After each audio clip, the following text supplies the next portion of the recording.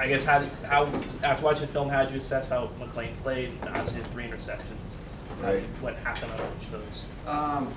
You know, some of that. Well, just overall, how he played. I mean, I think you got to remember he's been here a month practicing with his team. It's a totally different operation that he's been involved with really in his career. But kind of like what we talked about before the game, just his football IQ, his work ethic, and how he's kind of ingrained himself into our system. I thought he did an unbelievable job to be out there, to be down 2 scores with adversity early, really down 2 scores twice in the first quarter. And he was able to kind of go to guys and keep them calm and rally them, which is impressive. You know, again, he hasn't been there that long. It's his first game. It's really his first, you know, meaningful game in a while, too, for him, just experience-wise. So to handle all of that and just be able to shake off a couple things early and run our operation well and hit plays that, you know, we hadn't hit, you know, any of those plays last year, really. I would just say it like it is. And so I thought he did a great job. I mean, I could be, you know, more impressed. I think, you know, interception-wise, the first one, he kind of had a guy came off of Kamal in his face, and he really never got through the throw. I think if he gets to drive it out there to Davon, he'd have a chance. I think Davon was outside the defense there. I don't think it was a great call, to be honest with you. I thought it was third a little bit longer. I don't think it put him in a great spot there, but I do think he had a chance if he could have really driven it out to the sideline. And then the other ones, you know, it's a little bit, you get into the game, we want to see Isaiah make a play. He and Isaiah have hooked up a number of times through camp. I want to see if we could hit that. He really didn't win at the line of scrimmage. That corner's a good player. Really had him covered pretty well, but he kind of took a shot at it anyway, and you know, the other guy comes down with it. And then the third one was kind of, that's on me. I mean, it's 3rd and 11 from whatever, and I should just give him something to say. The same thing, we're trying to give Paul Woods a play. See what would happen, and you know, it just didn't happen. I think it was a bad play. So, you know, I don't think that he's not going to throw an interception for the rest of the year, certainly. But I don't think it was anything. He was just being careless and out there whipping the ball around. You know, I think there's reasons for each, and you know, you didn't really see the ball in any kind of jeopardy at any other point. I don't think during the game he made some great throws. The best one might have been the one down the sideline, Isaiah. That you know, it ended up put us into the 4th and 2, but. You know, I did think, you know, the 2 plays, the biggest plays of the game, the 4th and 2, obviously, who knows what goes there if we don't hit that, and he finds a way to buy time, and then Bo makes a great catch, which again, I don't think Bo makes that play a year ago. And then 3rd and 5, again, you're on the 40-yard line. You know, you got to have confidence to take a shot like that, and for him to throw it, and then Bo to win again against a legit corner, and then come down with it. Again, I don't, you know, he's a totally different player this year as well. Oh, those were the plays. Those you're sitting there in bad spots if you don't hit them, and certainly the 4th and 2, no bigger than that. But to be able to hang in there and make those type of plays, you know, against again that corner's a good player, so it was like, you know, it was a real play. I mean, I was really impressed, you know, and I think he'll just continue to get, you just tell, you know, more and more comfortable with, more and more assertive with. And we can do better with some stuff for him as well. As camp wore on, at what point did you feel like McLean might be the guy? And ultimately, when you have to make a choice, how close was that decision? Well, I mean, you guys saw it. I think, you know, we're here, a lot of people were here for that first scrimmage. He was open to the public, and obviously he was pretty impressive out there. I think until we got in the meeting rooms and got on the field, you know, there's not a whole lot you can do in the summer. We didn't do a whole lot. There's no balls. I mean, you know, he was out there throwing with the guys. I didn't see any of it. I don't, you know, guys would say, oh, he looked pretty good. I didn't know what to expect when we got into. So really the first week was as much a feeling out on both sides about what do you really like and what, you know, can you handle, but what do you really want to be comfortable with and hang your hat on. And a lot of times those first week at camp, you're just putting stuff in every day, so you script what you put in. So I think sometimes, you know, he was in a tough spot with plays that he's probably not going to operate much with, but we had to run them because the other guys have to learn them. And so, but it didn't take very long to go out there and watch, you know, just the accuracy and the ability to see the field poise, the ability to kind of extend plays and know when to just let it go or when to just take a chance that, that you could keep it alive and get something down the field.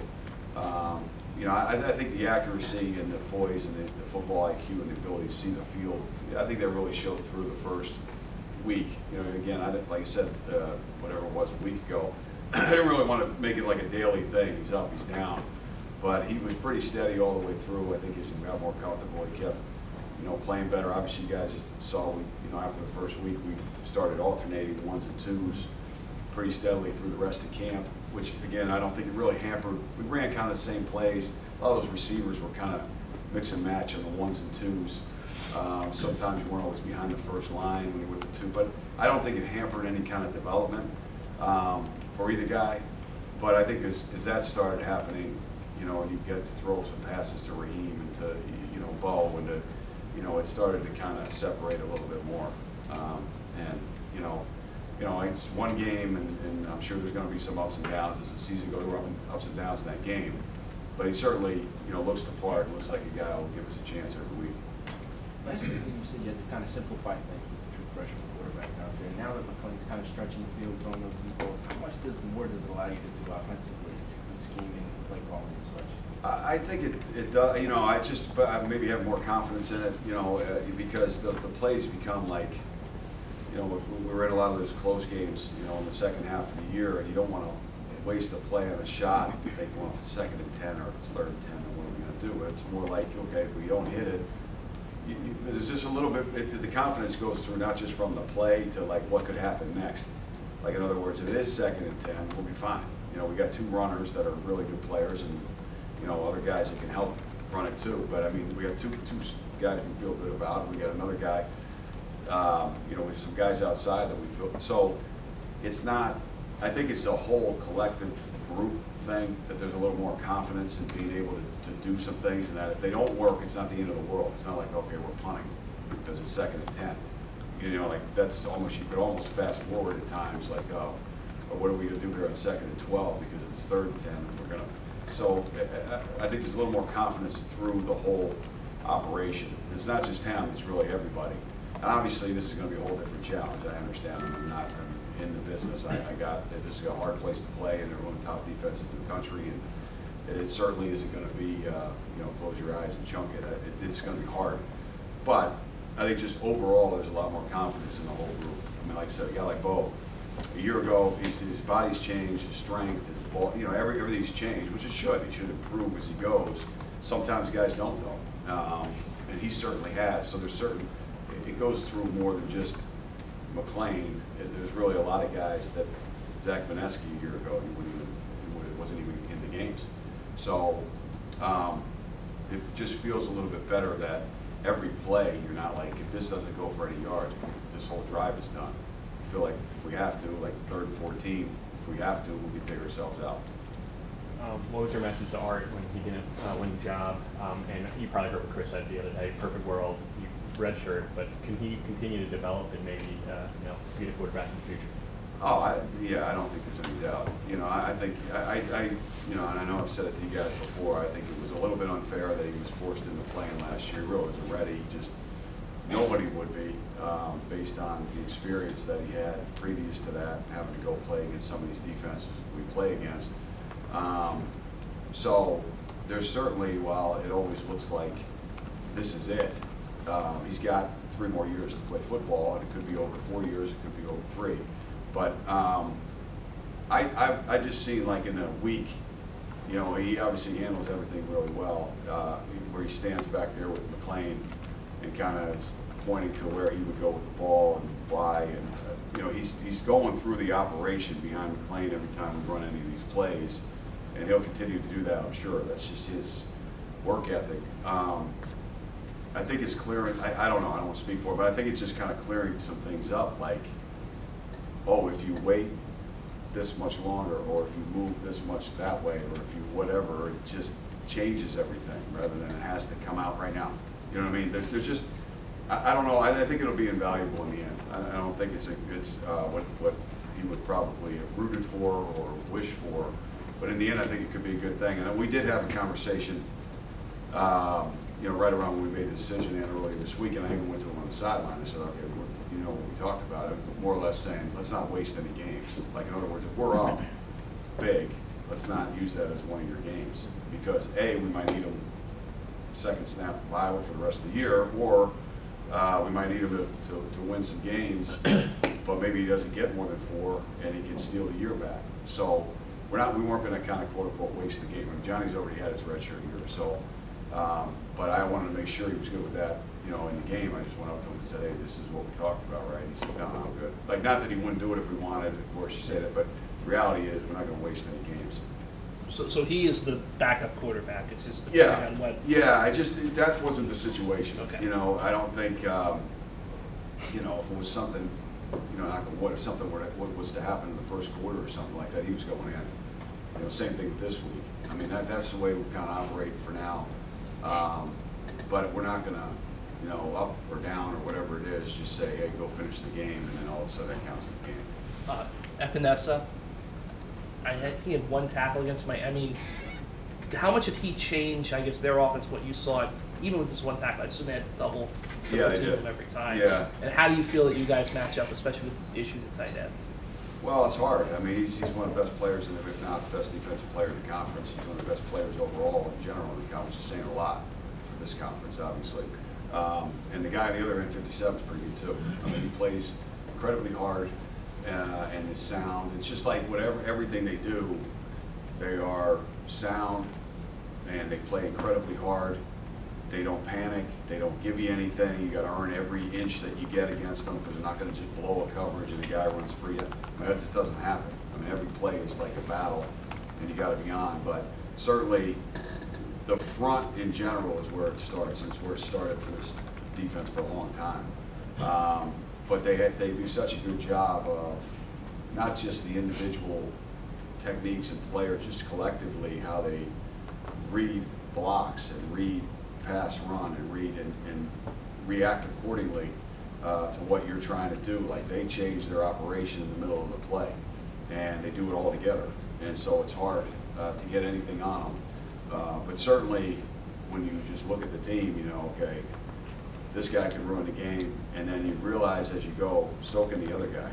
I mean, I really think they have 2 guys that are certainly capable of doing a lot of damage, and I'm sure they're going to have a great season. Not to say the inside guys like everybody else, but that's where I think you start. Miami did do a number of things to kind of double them, you know, put a back in a tight end or a back in a tackle, or on them, or slide to them. They slid to them several times. So, I mean, we're you know, in the middle of, you know, going to first and second down and getting the 3rd down. Obviously, we get the 3rd down. You know, there's a lot of games, you know, watched last year where teams were really having success on 1st and 2nd down, and just about every 3rd down they get sacked. It was like, you know, they're moving it, and okay, these guys have a good plan. 3rd and 8, sack. They're like, oh, okay. You know what I mean? So that's where he kind of rises up. He's got tremendous ability, and you know, we'll see. I mean, now it's a little different for him. He's playing every down. You know, last year he wasn't, but he's certainly a presence out there on the snap. And he's over left tackle pretty much. Yeah, right. And you know, he certainly, this is a big challenge. Obviously, we you know, saw a couple of these guys, you know, last year, Gary and Bosa and so forth, as we went through the season. And as you handle those guys is how you have a chance in the game. If you don't handle them, you're going to have a long night. Chris spoke very highly on Friday night of Bo. Specifically, after last season ended, Bo wasn't happy with where he was, and he wanted to take a step forward, and Chris was very complimentary of the work that he put in. Do you remember what some of those conversations were like after last season ended with Bo, and just what his mindset was? Well, I think what happens, and I've said it before with Bo, I think he played too early, but he had play. I mean, he had tremendous just physical ability, but his body, he hadn't grown into really his body yet, or he hadn't put it together to be a real, you know, football guy just yet. He was very loose, you know, didn't have a lot of power in his legs, so you can get, you know, playing against these big corners like this week. These guys are big corners, and you get in a jostle with them, and you fall down, or you can't quite finish the play and get the ball. They knock your arms or whatever it might be.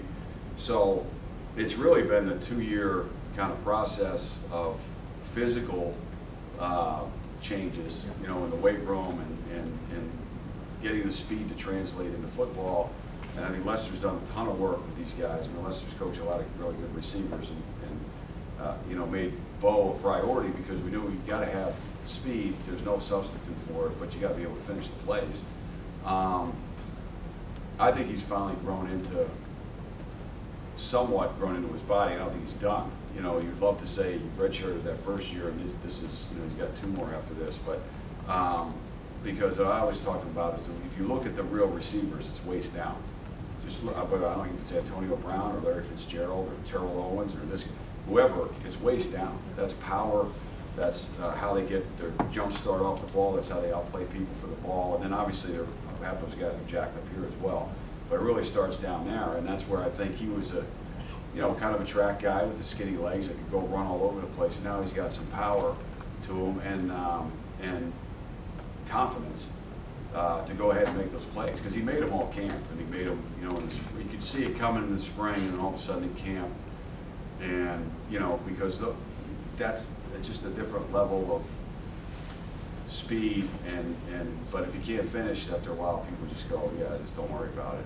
So I thought, in my end of it, dealt more with the physical part of developing the body strength to be able to make those plays. And you know, I think he's just getting started. I think he'll keep getting better. Wow. Any adjustments you had to make with McClain under center? It seemed like kind of a couple of adventures. You know, it didn't happen. Well, you guys were here. It didn't happen once in camp, and so yeah, I think there's some things where he's just not pushing himself away from the center. You know, it happened twice. It wasn't the only 2 times he was under center all night, but certainly after the second one, I thought, well, I'm not really a fan of getting under center again here tonight. But I think he knows it's good for him personally going forward, you know, to be playing and here and beyond. And he certainly has worked at it. And it really hadn't happened once the whole camp. It had been close once, I remember.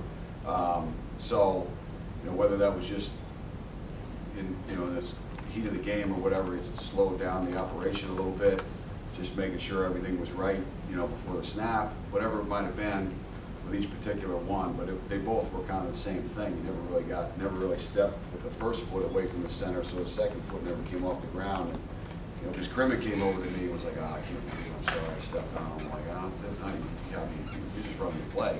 You got to get out of there. So certainly it gives you, you know, something to think about. I don't think we want to just go, we're not going to go all gun, but we've got to get back to basics and kind of reemphasize some of that stuff to make sure it doesn't happen again.